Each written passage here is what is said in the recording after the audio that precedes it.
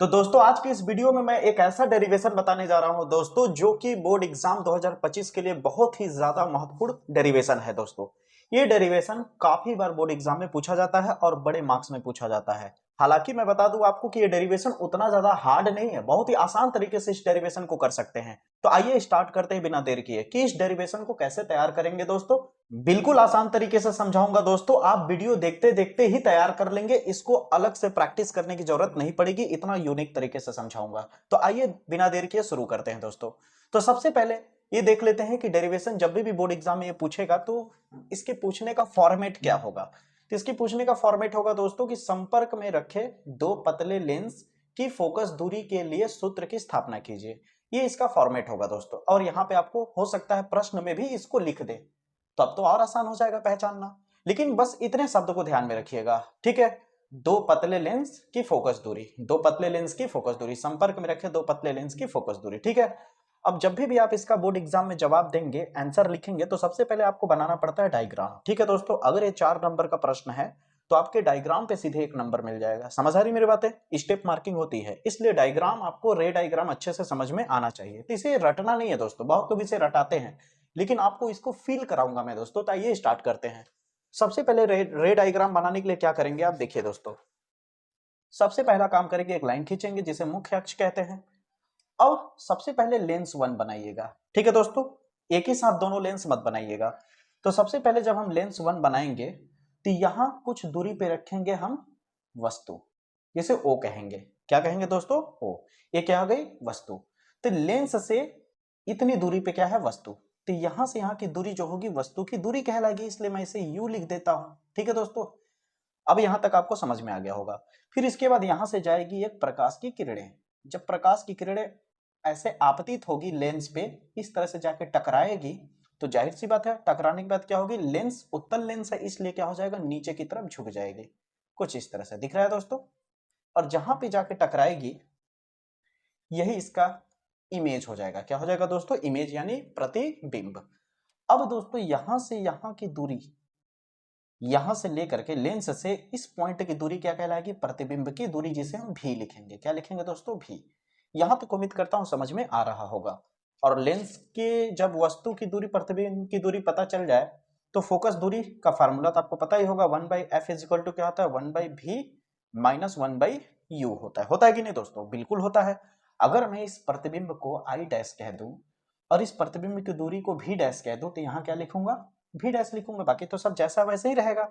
अगर मैं इसे लेंस 1 कह रहा हूं तो ये फोकस क्या होगा? f1, यहाँ पे लिख दूंगा f1। समझ आ रही मेरी बातें? अभी बेसिक समझिए दोस्तों, आप बेसिक्स को पहले क्लियर करिए दोस्तों, उसके बाद एकदम चुटकियों में डेरिवेशन हो जाएगा। अब आपसे एक सवाल करता हूं कि अगर ये एक लेंस था तो टकराया सीधे निकल गया, लेकिन सोच के देखिए कि यहां पे अगर एक लेंस और होता संपर्क में, इस तरह से संपर्क में क्या होता दोस्तों? एक लेंस और लगा होता कुछ इस तरह से। जरा सोचिएगा, ध्यान दीजिएगा कि संपर्क में अगर एक लेंस और होता तो ये लाइन यहां से टकरा के आगे की ओर तो जाती, यहां तक दिख रहा है, लेकिन ये प्रकाश की किरण अंदर की ओर प्रवेश कर जाती दूसरे लेंस में। तो जब दूसरे लेंस में प्रवेश करती तो ये भी लेंस क्या करता? अपवर्तित कराता। ये भी लेंस का काम क्या होता? प्रकाश को अपवर्तित करा देना। इस लेंस का भी तो काम यही होता ना कि प्रकाश की किरणों को थोड़ा सा मोड़ देना, अपवर्तन करा देना। तो दोस्तों अगर लेंस यहां सामने आ चुका है तो क्या अब ये लाइन आगे की ओर इस तरह जा पाएगी? नहीं। तो ये लाइन आगे की ओर नहीं जा पाएगी, तो इस लाइन को आप डैश डैश कर देंगे। डैश डैश का मतलब काल्पनिक लाइन, कि अगर ये लेंस न होता, इस लेंस की वजह से हम देखते तो ये लाइन आगे की ओर चला जाता है। ठीक है दोस्तों, इसका मतलब यहां से यहां तक जो प्रतिबिंब बना हो इस लेंस के लिए बना है। ठीक है दोस्तों, यहां से लेकर के यहां तक जो प्रतिबिंब बना है वो इस लेंस के लिए बना है। तो आप इसका मतलब कह सकते हैं कि यहां से प्रकाश की किरणें मुड़ जाएगी नीचे की तरफ, कुछ इस तरह से। तो जब प्रकाश की किरणें नीचे की तरफ मुड़ जाएगी तो यहां बनेगा प्रतिबिंब। तो ए वाला प्रतिबिंब जो है इस लेंस का है, और ए वाला जो प्रतिबिंब बना जो झुक गया वो इस लेंस की वजह से बना, यानी लेंस नंबर 2 की वजह से। तो लेंस नंबर 2 की वजह से यहां से लेके यहां तक की दूरी जो देखेंगे ये हो जाएगा इसका प्रतिबिंब। ठीक है। तो अब आपने देखा कि ये जो मैंने लिखा वो लेंस 1 के हिसाब से लिखा। किसके हिसाब से? लेंस 1 के हिसाब से। ठीक है। इसलिए जब आप कॉपी में लिखेंगे तो क्या लिखेंगे दोस्तों, जब इसका आंसर लिखना शुरू करेंगे तो लिखेंगे लेंस 1 के लिए फोकस दूरी क्या हो जाएगा, 1/f1 बराबर 1/v dash minus 1/u। v की जगह पे क्या हो जाएगा, v डैश। ठीक है दोस्तों, यहां तक समझ आ गया। अब हमें फोकस दूरी लिखना है लेंस 2 के हिसाब से। तो लेंस 2 के हिसाब से लिखेंगे तो यहां पे सबसे पहले आप हेडिंग लिखेंगे, ठीक ना, लेंस L2 के लिए फोकस दूरी। देखिए स्टेटमेंट अच्छा होना चाहिए, स्टेटमेंट अच्छे से नहीं लिखेंगे तो मार्क्स आपका बढ़िया नहीं आएगा। अब देखिए, अब यहां पे लिखेंगे 1 बाई, नीले पेन से लिखेंगे, इसके बाद 1/f2 बराबर 1/v। अब देखिए लेंस 2 के लिए प्रतिबिंब क्या है, v है। लेंस 2 के लिए प्रतिबिंब क्या है दोस्तों, v है। तो यहां पे क्या हो जाएगा, v, फिर आ जाएगा यहां -1 अब u यानी वस्तु। तो वस्तु क्या यही होगा, यही लिखेंगे वस्तु, यू ही लिखेंगे या यू की जगह कुछ और लिखेंगे। यहां पर यू ही लिखें या यू की जगह कुछ और लिखें। तो मेरी बात को बड़ी गहराई से सुनिएगा कि यहां से लेके यहां तक की जो दूरी है वो वस्तु की दूरी इस लेंस के हिसाब से है, इसलिए L1 के लिए वस्तु की दूरी यू लिखा मैंने, लेकिन इसके लिए ये नहीं है यहां से यहां तक। समझ आ रही मेरी बातें?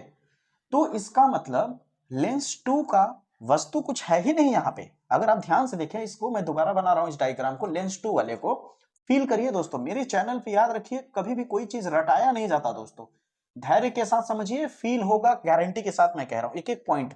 अब देखिए लेंस 2 जो है, लेंस 2 पे एक लाइन आई है ऐसे करके, किरण आई, ठीक है। अब लेंस 2 को लगा कि किरण ऐसे करके आ रही है, लेकिन लेंस 2 ये थोड़ी जान रहा है कि किरण यहां से एक बार मुड़ चुकी है। तो लेंस 2 से किरण, अब इसको लग रहा है लेंस 2 को कि किरण ऐसे करके आ रही है, लेकिन इसके पीछे तो कुछ है ही नहीं। जब ये लेंस 2 देख रहा है कि इसके पीछे तो कुछ है ही नहीं, तो ये आ कहां से रही है, तो लेंस 2 को लगता है कि इसका मतलब ये इधर से आ रही है। ये जो इसका इमेज है ए डैश आई डैश, इस लेंस 2 के लिए यही वस्तु का काम करने लगता है। समझ आ रही मेरी बातें?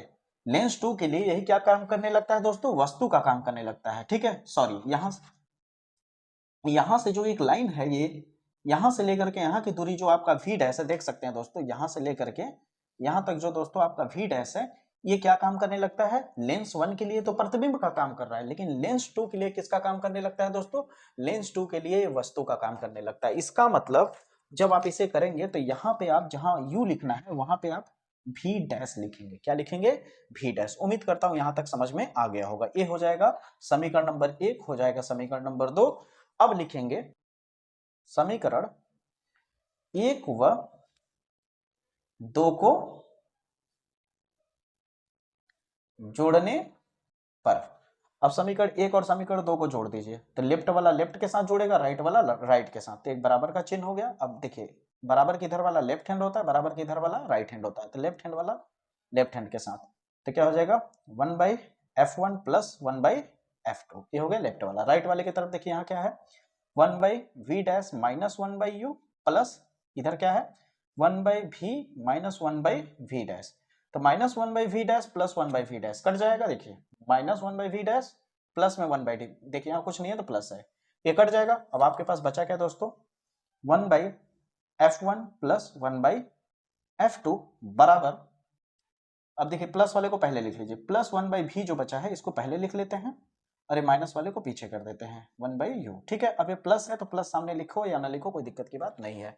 अब आपसे एक सवाल करता हूं दोस्तों, उसका जवाब दे दीजिए प्यार से एकदम, कि दोस्तों आपको ये बात पता होगा कि 1/v plus 1/v minus 1/u किसके बराबर होता है, 1/f के। देखिए यहाँ मैं पहले ही लिखा हूँ 1/v माइनस 1/u किसके बराबर होता है, 1/f के। तो मैं यहाँ पे क्या लिख देता हूँ 1/f, तो यहाँ कैपिटल F लिख लेता हूँ। क्यों, क्योंकि ये पूरे को मिला के किया गया है। ठीक है, अब हमारे को ये जो मेरा आंसर आया यही हमें डेरिवेशन इसका करना था। इसे एक लाइन और कर देंगे तो हमारा जो यहाँ आपको दिख रहा है वो भी पता चल जाएगा। अब यहां तक आ चुका है, बस एक लाइन और करेंगे तो आपका जो यहाँ है वही चीज मिल जाएगा दोस्तों। तो इसका इससे देखिए प्लस है ना, तो इसका इससे मल्टीप्लाई हो जाएगा तो क्या हो जाएगा f2 प्लस इसका इससे मल्टीप्लाई हो जाएगा तो f1 बटे इसका इससे करेंगे तो f1 f2 होगा कि नहीं दोस्तों, 1/f हो जाएगा। अब इसे पलट दीजिए, जैसे ही आप इसे पलटेंगे तो ये ऊपर चला जाएगा, f1 f2 नीचे में क्या हो जाएगा f2 प्लस f1 है, तो प्लस है तो आगे पीछे लिख लेते हैं, f1 पहले कर लेते हैं f2 पीछे कर लेते हैं बराबर। अभी ए पलटा है तो ये भी पलटेगा ना, तो f/1 हो जाएगा, तो 1 नीचे में लिखने की जरूरत नहीं होती। यही आपको प्रूफ करना था दोस्तों। अब बताइए डेरिवेशन आपको समझ आया कि नहीं, बोला था ना कि सबसे आसान तरीके से फील करा करके अच्छे से समझा दूंगा डेरिवेशन। उम्मीद करता हूं डेरिवेशन आपको अच्छे से समझ में आ गया होगा। इसका रे डायग्राम कैसे मैंने बनाया वो भी आपने फील कर लिया होगा। इसी तरह इंपॉर्टेंट डेरिवेशन के साथ मैं अगले वीडियो में मुलाकात करूंगा। तब तक के लिए जय हिंद, जय भारत।